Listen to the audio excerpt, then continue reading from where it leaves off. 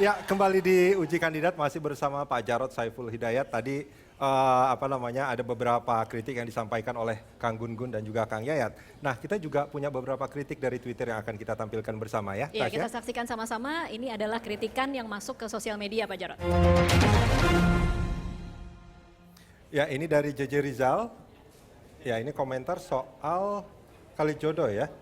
Nih, orang Betawi bilang proyek Ahok di Kalijodo ini poatang. Poatang ini apa nih artinya? Ketangkap basah melanggar peruntukan jalur hijau. Karena itu mengomentari Elisa Sutanujaya ya. Baru dapat peta operasional Kalijodo dari Dinas Penataan Kota. Tidak boleh ada bangunan berdiri di zona jalur hijau. Plus kagak boleh diskresi. Oke, itu satu. Yang berikutnya ada dari Ucu Agustin, Ya. dan semua dibela habis-habisan serta hasil putusan hukum diabaikan. Pemimpin macam apa yang tidak menghormati penegakan hukum? Ini hashtag berbicara soal Bukit Duri menang di pengadilan. Oke, ini sebetulnya menanggapi Dandi Laksono. Ya. Dalih rusun lebih manusiawi banyak dibantah. Dalih mengatasi banjir lebih mudah dibantah. Dalih legalitas tanah baru saja dibantah PT UN. Nah ini saya langsung nanya, pemimpin macam apa yang tak menghormati penegakan hukum? Itu kalimatnya Ucu Agustin, Pak Jarod. Langsung, silakan. Ya, begini ya, untuk masalah Bukit Duri ya, itu memang ada sebagian kecil, sekitar nggak ada 20% ya, yang belum bisa menerima keputusan itu. Tapi sebagian, 80% lebih, itu sudah pindah ke rusun rawa bebek. Ya. Ini program pemerintah pusat. Sodetan Kali Ciliwung dari BWCC. Dan ini tidak bisa menunggu. Kenapa? Karena ini terikat dengan APBN. Sebab kalau ini kita kemudian mundur lagi, maka ini akan dianggarkan lagi tahun berikutnya. Yang belum tentu masuk. Nah, tugas dari pemerintah DKI adalah mengamankan. Yang lebih kita pentingkan adalah kepentingan yang lebih besar. Apa? Warga Jakarta. Supaya banjir itu betul-betul bisa kita kurangi. Jadi ini program pemerintah pusat, sudah 2 tahun, pendekatan sudah sangat lama. Kalau seumpama ada sebagian warga yang menggugat seperti itu ya kita hadapi, betul. Tapi saya katakan bahwa tolonglah please ya, kalau ini persoalan yang lebih besar, kadang-kadang hak kita, hak pribadi kita, itu kan juga harus mengikuti itu. Ini bukan untuk misalnya kita membongkar itu untuk bangun mall misalnya, tidak. Ini untuk membuat saluran. Oke Pak Jarod, tapi bagi warga yang kemudian dimenangkan Ya. Dan mereka mengklaim memang memiliki sertifikat, Kalau tapi seperti itu rumahnya pasti sudah diganti. diratakan? Kalau misalnya ya, kalau dia memiliki sertifikat dan itu memang terbukti dia miliki, kami ganti. Karena dasar hukumnya, ketika kami melakukan penggantian, pemerintah provinsi melakukan penggantian, itu harus ada dasar hukumnya, ada hitungannya. Kalau nggak begitu korupsi. Bagaimana dengan zona hijau Kalijodo? Kalau Kalijodo itu kan sebetulnya sudah lama, itu kan jadi tempat prostitusi dulunya ya. Udah bertahun-tahun, berpuluh-puluh tahun. Dan itu tanah negara, bantaran sungai. Maka sekarang kita bikin taman, RPT di situ cukup besar. Dan sekarang saya lihat sudah dinikmati oleh mereka. Saya ketemu Mas Rudi beberapa ex penghuni Kalijodo yang ditaruh di Marunda. Rusun Marunda. Mereka nggak ngapa-ngapain di sana Oh kan? senang banget. Oke. Dia senang banget karena apa? Karena kita lakukan pembinaan, kita berdayakan, sekarang dia bercocok tanam. Ya, dia bikin tanam pisang, dia tanam sayur-sayuran di sana, dan kemarin dia janji sama saya, Pak nanti kalau seumpama ini sudah panen, Bapak nanti saya kirim pisang. Ya, ini saya dari Kalijodo. Ya. Saya tahu sama dia kenapa? Karena saya juga sudah pernah ke Kalijodo dan ketemu sama ibu ini, gitu loh ya. Ngapain ke Kalijodo, Pak? Saya ke Pak Yayat. Pak Yayat nih isu penggusuran. Iya. Isu penggusuran ini begitu empuknya menjadi sasaran tembak bagi dua calon lain. Kalau kita saksikan di debat pertama, ini seperti pertentangan antara membangun dengan hati atau menata Jakarta. Seperti seolah-olah pertentangan antara itu. Apa catatan Anda terhadap cara mereka memindahkan warga dari bantaran kali? Yang pertama yang saya kritisi adalah harus dijelaskan kepada masyarakat ada program yang terikat dengan APBN, yaitu program yang multi years. Kalau tidak diselesaikan, penanganan banjir tertunda. Jadi harus ada proses percepatan. Ini yang kurang di Pemda DKI.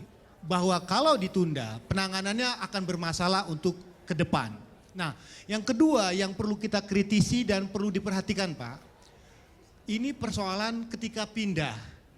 Hasil data menunjukkan dari 15.000 penghuni rumah susun yang ada sekarang itu, ada 6.400 orang atau lebih dari 46% yang menunggak pembayaran.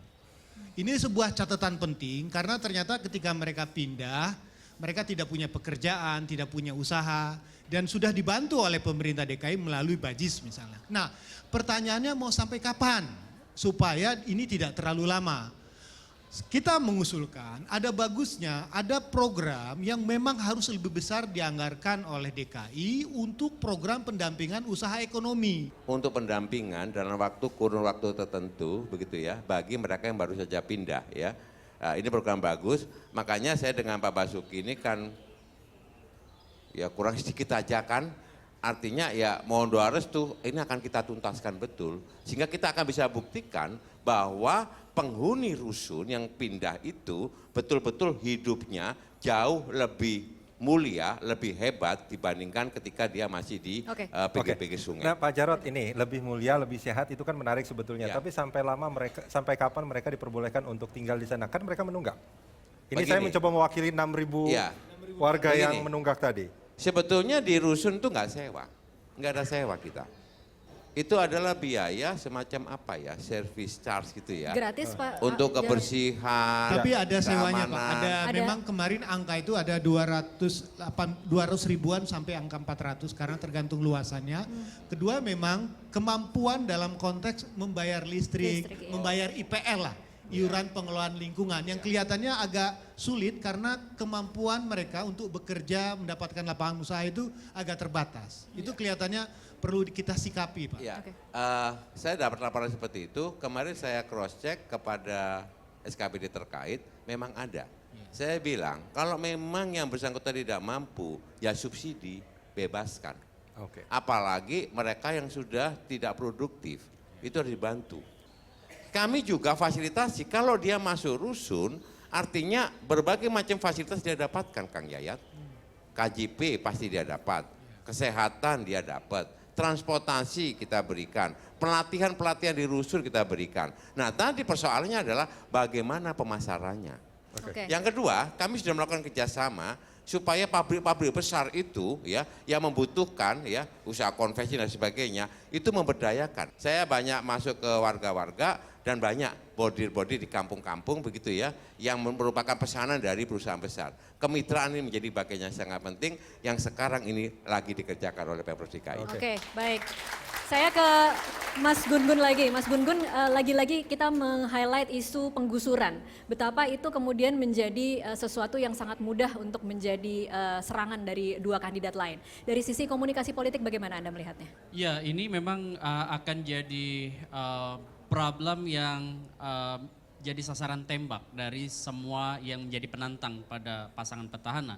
Sekarang menurut saya ke depan, kalaupun pasangan nomor 2 ini memimpin lagi, proses-proses relokasi dan lain sebagainya yang kemudian menyangkut jumlah orang yang sekian banyak, itu proses-proses komunikasinya harus lebih intens. Gitu. Maksud saya pasti ada kantong bermasalah, tetapi kemudian pendekatan humanistik itu juga harus dijalankan selain eksekusi peraturan. Oke, Pak. Artinya ini kepala daerah harus turun bertemu dengan masyarakatnya. Gini, ada sedikit yang problem Pak. Mungkin ini kalau teman-teman baca buku visi misinya Pak Basuki dan Pak Jarod, itu ada kalimat yang memang akan menimbulkan multi tafsir yang ke arah penggusuran. Pertama satu, untuk 5 tahun ke depan itu ada target 50.000 pembangunan rumah susun baru. Siapa dan di mana. Nah yang kedua, ada kalimat dalam konteks menata kawasan yang di atas badan air dengan air itu semua camat, semua lurah harus bertanggung jawab untuk membebaskan kawasan dari rumah-rumah liar. Itu yang perlu dijelaskan kepada masyarakat supaya kesan 5 tahun ke depan itu, kesan penggusuran itu bisa dihaluskan lah gitu. Baik, kita akan kasih kesempatan Pak Jarod untuk menjawab di segmen berikutnya, tetapi pemirsa tetaplah bersama kami. Uji kandidat akan kembali sesaat lagi. 2,